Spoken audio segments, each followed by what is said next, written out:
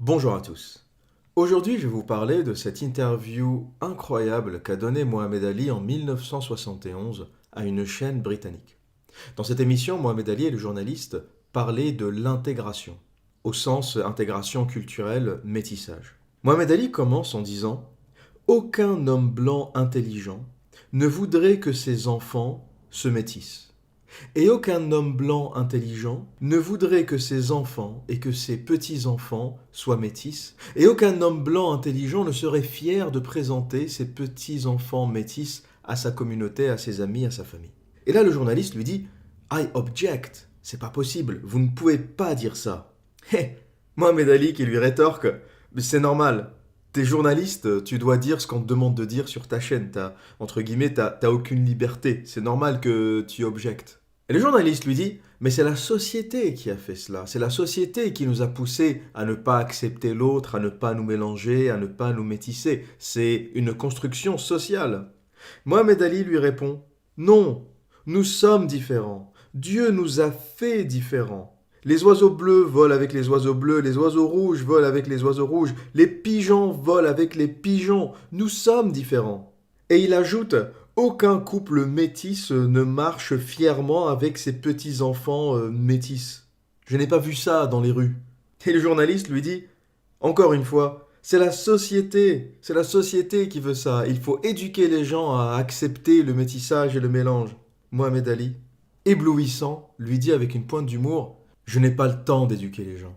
Et il ajoute: j'ai une femme magnifique, une femme afro-américaine qui me ressemble, qui m'aime, qui me comprend.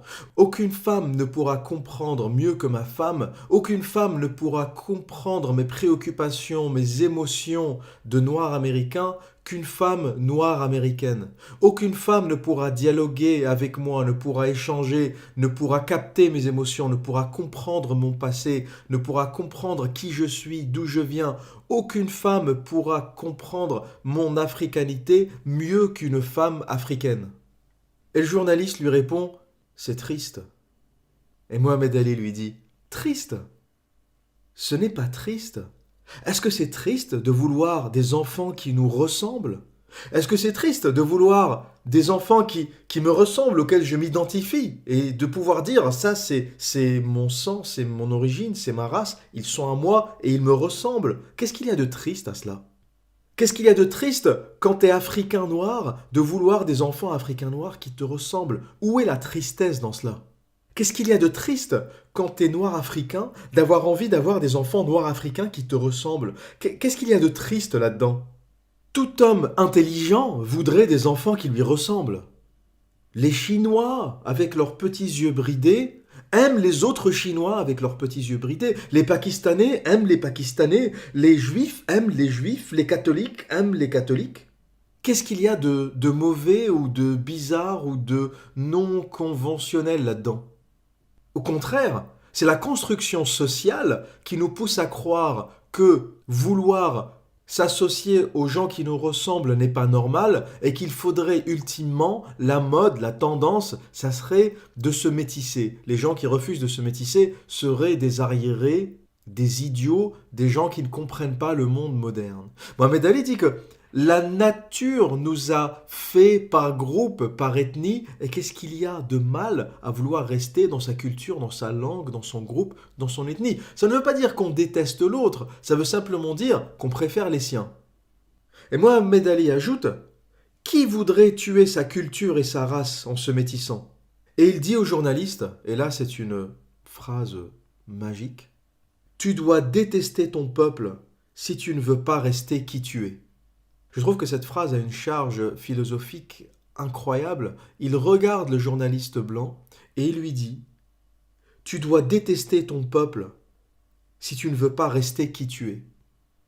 Et c'est vrai que dans la tendance du métissage, quand on y pense, dans ce métissage forcé, dans ce métissage où on culpabilise les gens qui ne veulent pas se métisser, il y a certainement la détestation de soi-même pour vouloir ressembler à quelqu'un d'autre. Lorsqu'on est obsédé par le métissage, c'est que quelque part, on a envie de changer ses gènes, on a envie de changer son identité, parce que quelque part, au niveau inconscient, on se déteste. Mohamed Ali, qui est extrêmement croyant, lui dit: tu as honte de ce que Dieu t'a fait en regardant le journaliste. Et il lui ajoute, un Chinois ne sera jamais heureux avec une femme portoricaine, même si elle est belle, magnifique, même si c'est la femme la plus belle du continent, la plus belle du monde. La portoricaine ne comprendra jamais le chinois comme la chinoise. La portoricaine voudra aller danser, faire de la salsa, voudra écouter les chants de sa culture, les danses de sa culture. Et le chinois voudra écouter de la musique chinoise, il voudra faire du tai chi, il voudra écouter, méditer les chants de sa propre culture. Et ce couple métis chinois-portoricain ne tiendra jamais parce qu'ils sont tellement éloignés culturellement que c'est voué à l'échec. Et Mohamed Ali finit en disant I love my people. J'aime mes gens, j'aime mon peuple, j'aime les gens qui me ressemblent, en parlant bien sûr des Afro-Américains. J'ai trouvé ce débat et cette vidéo incroyable d'avoir Mohamed Ali, un Afro-Américain, qui est contre le métissage et qui explique aux journalistes blancs que si il est pour le métissage, c'est que quelque part, il se déteste, il déteste son peuple. Et ce débat et cet échange apportent un élément aussi très important qui est qu'on a un biais dans notre culture en pensant que le blanc est celui qui ne veut pas se métisser et le noir, l'africain, est celui qui veut constamment franchir les frontières et aller se métisser. Mais on réalise qu'en réalité, un homme avec un grand H, l'homme africain, le vrai, l'africain, pas l'espèce de tarlouse occidentalisée qui se balade un peu partout en Europe, mais l'Africain dans son âme la plus profonde n'est pas un avocat du métissage. L'Africain du niveau, de la carrure, de la prestance de Mohamed Ali n'est pas un petit mondialiste adepte du métissage. C'est quelqu'un qui aime son peuple, qui aime sa culture, qui aime ses racines, qui aime sa femme africaine, qui aime ses enfants africains qui lui ressemblent.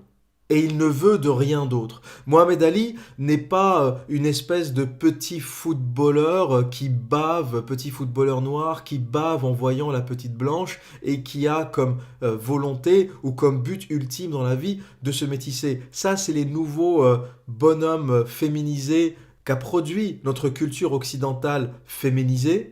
Et donc, même s'ils ont le physique, la génétique, l'origine africaine, il ne leur reste rien de l'homme africain. Contrairement à Mohamed Ali, ou à Martin Luther King, ou à Malcolm X, ou à John Coltrane, à ces grands noms du sport, de la musique afro-américaine, ces gens-là sont tous mariés, ont tous épousé des femmes noires. John Coltrane a une épouse noire, il en est fier, elle fait aussi du jazz pas trop mauvais pour une femme, c'est assez rare d'avoir des femmes jazzman aussi douées ou talentueuses. Je vous invite à écouter Alice Coltrane pour les plus curieux. Et c'est important de comprendre cela, il est important que les Européens comprennent cela, que l'homme africain a la même vision du métissage, l'homme africain, le vrai, a la même vision du métissage que l'homme européen. Les Africains veulent rester africains. Et il y a un mouvement qui est en train de se passer aujourd'hui pour revenir un peu à l'actualité. On a un peu partout des peuples en Afrique qui se soulèvent, qui réclament la fin du franc CFA, qui veulent non seulement retrouver leur monnaie, qu'ils ne veulent plus venir en Europe. Très peu, de moins en moins d'Africains sont intéressés par l'immigration vers l'Europe parce qu'ils ont compris que l'avenir, c'est le développement de l'Afrique. Ils ont compris qu'en Europe, ils étaient condamnés à prendre le RER D et à gagner 900 € par mois. Donc ils militent dans leur propre pays, ils ne veulent plus immigrer, ils militent pour la fin du franc CFA. Non seulement ils ne veulent plus venir en France, mais ils veulent que la France quitte l'Afrique. Ils veulent que les Occidentaux et que la France dégagent et les laissent développer leur propre pays. Le franc CFA est une vraie catastrophe pour les pays africains qui l'ont adopté. Comment voulez-vous qu'un pays qui n'a pas la maîtrise de sa monnaie puisse se développer? Comment expliquer que le franc CFA soit imprimé en France? Les pays africains francophones tels que le Cameroun qui utilisent encore le franc CFA, il faut que ces pays-là retrouvent la capacité de frapper monnaie. On ne peut pas développer une économie si on n'a pas la capacité de dévaluer sa monnaie, de contrôler le cours de sa monnaie sur les marchés. Les Chinois le font constamment, les Américains le font constamment, ils dévaluent constamment quand l'économie va mal. Les Français ont décidé de ne plus le faire, la France a décidé de se vendre à l'Union européenne et d'adopter l'euro, monnaie sur laquelle nous n'avons aucun contrôle. Il est impossible de dévaluer cet euro qui est trop cher parce qu'on est dans le même groupe que l'Allemagne. L'Allemagne qui est une superpuissance et qui a besoin de cet euro cher, mais ça, c'est un choix que la France a fait. Si on a choisi de se soumettre à l'Union européenne, ne faisons pas la même chose aux Africains et rendons-leur la capacité de générer, de contrôler leur monnaie. Arrêtons cette bêtise du franc CFA qui appauvrit des millions de personnes. Et de plus en plus d'Africains sont en train de se soulever contre ce franc CFA et de plus en plus d'Africains veulent retrouver le contrôle de leurs frontières, le contrôle de leur monnaie, le contrôle de leur destin et ils ne veulent plus venir en Europe, ça ne les intéresse pas, contrairement à ce que nous racontent les médias. Il y a quelque chose, une espèce de shift idéologique qui est en train de se faire en Afrique. Parce que les niveaux de vie sont en train de s'équilibrer de part et d'autre de la Méditerranée. Avant, il était intéressant pour un Africain ou un Nord-Africain de venir en Europe, de gagner un peu d'argent et de rentrer chez lui, construire sa baraque. Aujourd'hui, ça n'est plus le cas. Tu peux travailler 40 ans en France à 900 € par mois, tu rentres chez toi, t'achètes rien du tout. Les maisons à Rabat, à Alger ou à Bamako, dans les beaux quartiers, sont aussi chères que dans le sud de la France. Donc l'idée de dire je vais travailler 40 ans et je vais rentrer acheter ma baraque chez moi, ça n'existe plus. Tu vas juste faire l'esclave pendant 40 ans et rentrer chez toi la queue entre deux jambes et tu vas faire des enfants en France complètement déracinés, qui vont grandir loin de leur culture, qui ne vont jamais s'intégrer, qui ne vont jamais vouloir s'intégrer, que la société française ne voudra jamais intégrer, parce qu'on essaye depuis 50 ans et ça ne marche pas, parce que les peuples sont destinés à évoluer chez eux.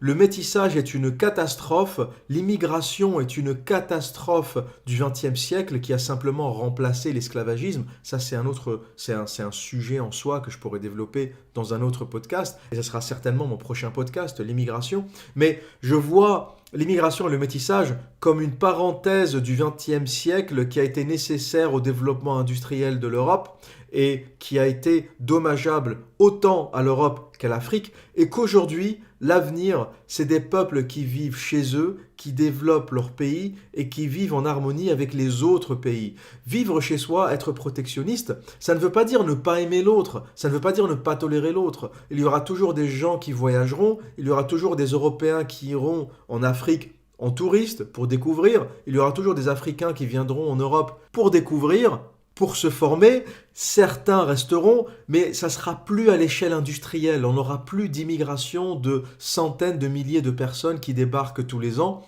qui est un non-sens, parce qu'on est un peu égoïste, donc on voit que les dégâts que cela génère sur l'Europe, mais on ne voit pas les dégâts que cela génère sur l'Afrique, parce que les gens qui quittent l'Afrique sont les plus intelligents, sont les plus forts, parce que partir, voyager, eh bien il faut être en bonne santé. Les gens qui viennent d'Irak, d'Afghanistan, qui traversent toute l'Asie centrale, qui traversent une partie de l'Europe pour arriver à Calais, ces mecs-là sont les plus solides. Tu ne survis pas à un voyage pareil si tu es malade, si tu es faible. Donc il y a une sélection naturelle qui se fait dans l'immigration, qui fait que c'est ou les gens les plus intellectuellement développés, ou les gens les plus physiquement développés qui arrivent à immigrer. Parce que pour immigrer, il faut de la santé. Les gens qui ont immigré en Amérique au 18e, au 19e et au 20e siècle, étaient les plus solides pour survivre au voyage en bateau de 1 mois ou d'1 mois et demi. Faut pas être faible et les gens faibles mouraient dans les bateaux. Donc il y a une sélection naturelle qui s'est faite où uniquement les plus forts sont arrivés en Amérique, les plus faibles sont morts dans les bateaux.